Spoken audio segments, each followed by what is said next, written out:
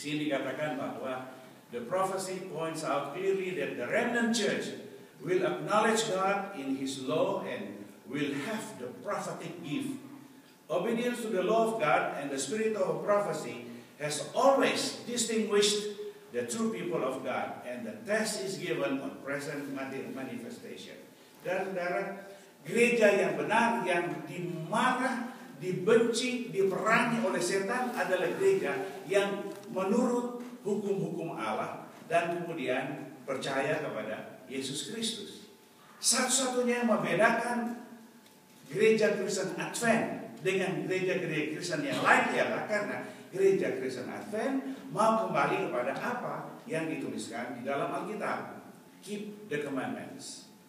Karena penurutan kepada hukum Allah itu adalah satu pengakuan bahwa kita mempunyai Allah yang mencipta kita. Dialah sumber kehidupan kita.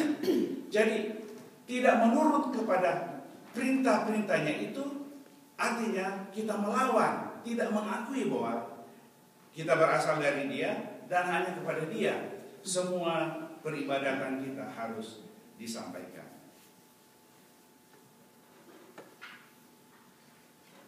We are Seventh-day Adventists.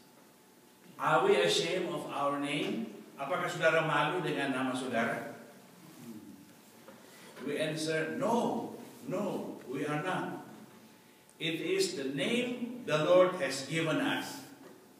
It points out the truth of that is to be the test of the churches. Selected Messages buku kedua halaman 384. Kita tidak pernah malu akan nama kita. Pada waktu kumpulan kecil dari gereja Advent itu bertemu kemudian sampai pada tahun 1863, sesudah dia mulaikan gerakan itu pada tahun 1844, maka pertumbuhan gereja itu akhirnya memerlukan sebuah nama. Dan nama itu diperbincangkan dalam pertemuan yang disebut sebagai komite. Para pemimpin kumpulan pergerakan Advent ini bertemu untuk memilih satu nama. Lalu kemudian atas kepentingan bersama, suara bersama, disepakatilah nama Seventh-day Adventist. Ini penting oleh sebab pertama, ia harus merupakan suatu badan. Ia akan memiliki properti. Properti itu harus mempunyai nama organisasi. Jadi terpilihlah nama organisasinya sekaligus menjadi nama gereja. Lalu oleh sebab kepercayaan kita bahwa di dalam gereja ini Tuhan berbicara melalui seseorang yang namanya Ellen White, maka ia mendapat penglihatan di sorga bahwa Allah di sorga setuju dengan nama Seventh-day Adventist. Apa artinya Seventh-day Adventist? Seventh-day Adventist artinya orang-orang Kristen yang percaya kepada Yesus Kristus sebagai Tuhan dan Juru Selamat,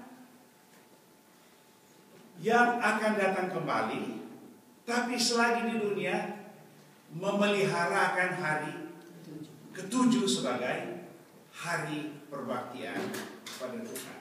Inilah arti dari Seventh-day Adventist.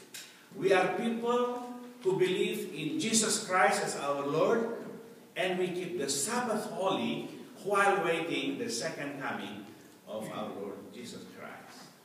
Dan kita percaya bahwa sampai sekarang ini nama kita itu tidak pernah memalukan kita. Malah nama Advent di seluruh dunia menjadi sangat dihormati. Saudara-saudara yang sudah lama di Amerika, kami hanya dari Filipina memantau Presiden Bush, dia salut dengan nama gereja Macan Hari Ketujuh. Kemudian Hillary Clinton yang sekarang ini adalah Secretary of State, dia memberikan sambutan dan memuji akan gerakan Macan Hari Ketujuh ini sebagai satu gereja yang bukan hanya memusatkan pada diri gereja itu sendiri, tapi memberi perhatian pada kepentingan masyarakat bangsa Amerika, terutama dalam bidang kesehatan dan dalam bidang pendidikan.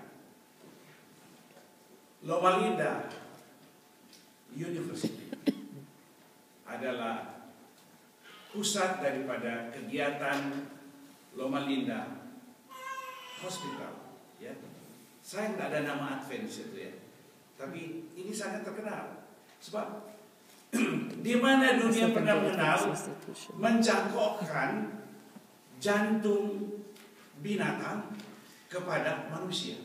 Cuma di ini Loma Linda Hospital ini nggak ada apa ini rumah sakit yang lain di dunia yang pernah melakukannya, dan berhasil beberapa hari ya, berapa minggu dia berhasil. Baby Faye berapa hari dia pernah hidup?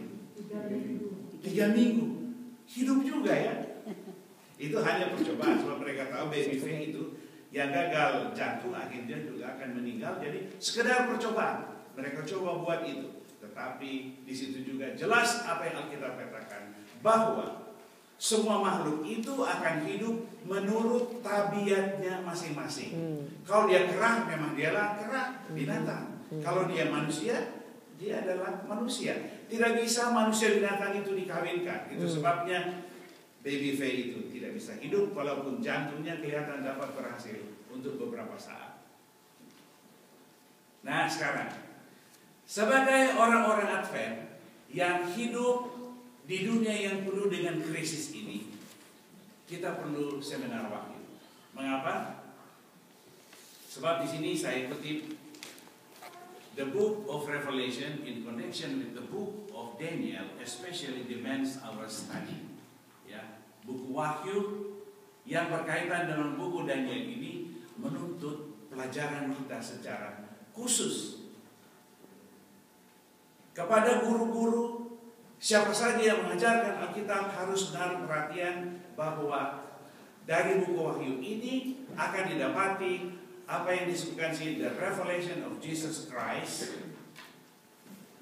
to show unto his servant things which must shortly come to pass. Akan menunjukkan kepada gereja, kepada orang-orang tentang perkara-perkara yang segera akan terjadi. Jadi mengapa kita perlu mempelajari Wahyu? Bukan sebenarnya ya, kita mempelajari buku Wahyu. Oleh sebab yang dituliskan di dalam buku Wahyu ini adalah hal-hal tentang masalah-masalah, peristiwa-peristiwa yang segera akan terjadi di atas dunia ini. Jadi dengan kata lain, yang ditulis di Wahyu ini menyangkut diri kita, menyangkut pengalaman kita, menyangkut rumah tangga kita, menyangkut sosial kita, menyangkut gereja kita, menyangkut negara ini, menyangkut dunia ini secara umum. Kalau kita tidak mengerti itu, tentu kita akan kebingungan untuk menghadapi berbagai peristiwa yang sedang jadi, akan jadi, dan terus-terus terjadi sampai akhirnya dunia ini kiamat. Tapi